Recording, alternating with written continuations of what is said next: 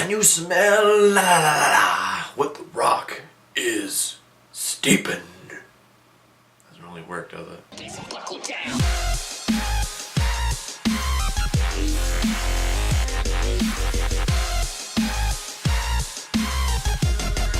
Hey guys, here's my review of San Andreas. If you're wondering what I'm wearing all of my rock memorabilia.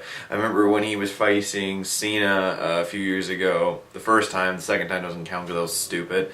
But I bought his shirt and hat because the friend I was going to see it with was a Cena fan, and I just wanted to support my bro, The Rock. So, San Andreas, it's dumb. I'm just going to say that right out. It's like watching 2012 or Day After Tomorrow with less actors. That's the funny thing about these disaster movies, is that they've always had a really big cast. This one, there's The Rock, Carla, Gugino, Alexandra, whatever her name is from True Detective, Ian Groft from the shitty Fantastic Four movies, and then the British kids. Oh, and then Paul Giamatti, obviously. But really that's it. Those are the big names in this movie. Oh, and Kylie Minogue is in this movie for like 2 minutes.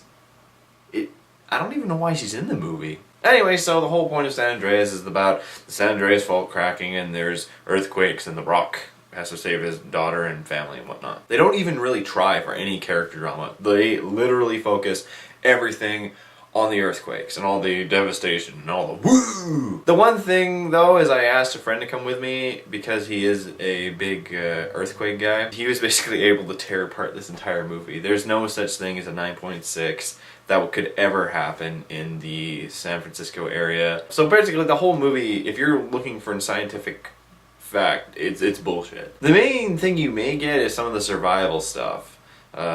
The Rock and his daughter know a lot of survival stuff. That, I guess, would be helpful if such an event were to happen, but that's it. Is it dumber than a Roland Emmerich film, or is it not as dumb? Well, technically it's not, because there isn't as many stupid characters, but the thing is, for the lack of those stupid characters, there's a lack of character. Literally, I didn't even remember what The Rock's name was. I was just calling him The Rock the whole time. He's so awesome in this movie. This film has cliches up the wazoo. The amount of times you hear, "You gotta take a look at this," you will basically just go, "Stop it!" And then The Rock knows a bunch of cliches. The ending is a cliche. Everything about this movie is a cliche. Is it entertaining, though? Yes, it is, technically. It is a popcorn film. There is a super destruction. The graphics look awesome. The effects look great. The scenes are able to somewhat kind of be a little bit interesting at times. Especially with the whole tsunami wave thing. You thought you were like, okay, you know, this is something. Then they add this one little thing on top. You're like, oh. The movie does a decent job at entertaining you, but literally that's it. Once you walk out of the theater, you will barely remember anything. I am guaranteeing it. Seriously, if this movie did not have The Rock in it, it would bomb. It would be shit, because it would. There's no point in watching this movie if you're not a Rock fan. Because, you know, we're kind of tired of the disaster movie genre, right? Like, Roland Emmerich hasn't been able to make a movie of his like that in a little while. Because people are just tired of it. We don't care.